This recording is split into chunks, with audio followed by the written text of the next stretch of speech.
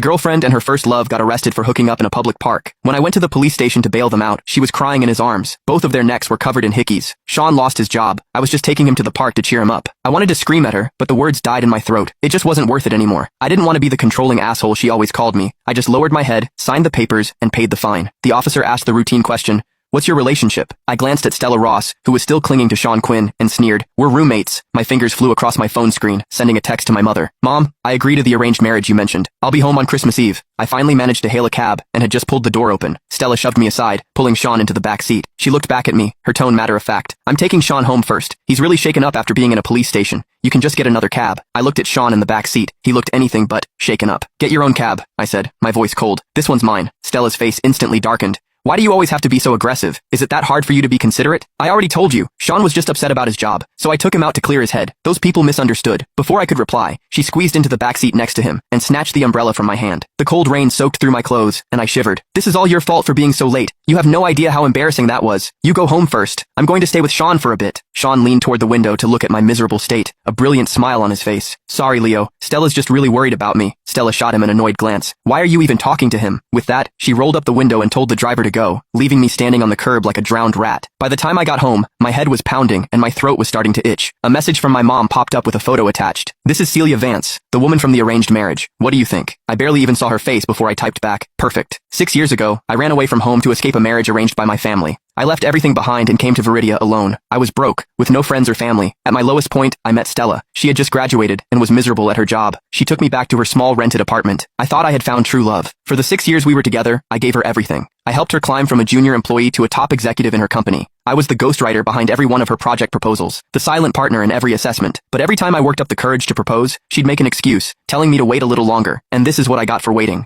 Her, cheating on me with Sean. Now, I was done waiting. From under the coffee table, I pulled out a crumpled booklet. It was a collection of flight stubs from Viridia to the UK. The last one was dated 3 days before Sean returned to the country. Sean had been studying in the UK all these years. All those missed anniversaries and Valentine's days, she had used business trips as an excuse to be with Sean. And I was the fool who believed her, thinking she was genuinely too busy. It was after midnight when Stella came home. I woke up the moment her cold body pressed against mine. The acrid smell of sex mixed with men's cologne clung to her, making my stomach turn. I grabbed her wandering hand. "I have a fever," I said coldly. Her hand froze for a second before she pulled it back, her voice laced with impatience. "What a buzzkill." She didn't say anything else, just rolled over with her back to me, pulling the blanket with her. A cold draft washed over me, making my feverish body feel even colder. In the darkness, the faint glow of her phone screen flickered, punctuated by a few stifled giggles. I closed my eyes and pretended to be asleep.